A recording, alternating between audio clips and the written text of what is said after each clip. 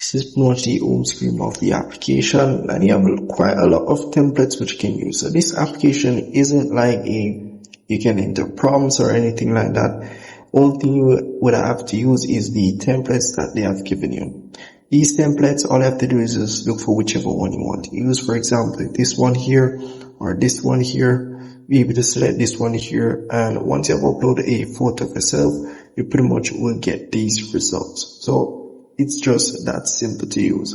So all you have to do is tap on try it, and you'll be able to upload your image that you would like to use. Any image at all. Let's say it's a pet or one of your animals that you want to use. As you can see here, for example, someone's using a dog, and here this is pretty much the results of using your pet, as you can see here.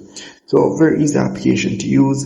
Same thing for the AI. It's pretty much a AI video option like image to AI. So it's the same thing for this section here, and yeah, that's all you pretty much use the application. So at the top here, you may see the VIP section. This is pretty much where you go to get your subscription as it relates to this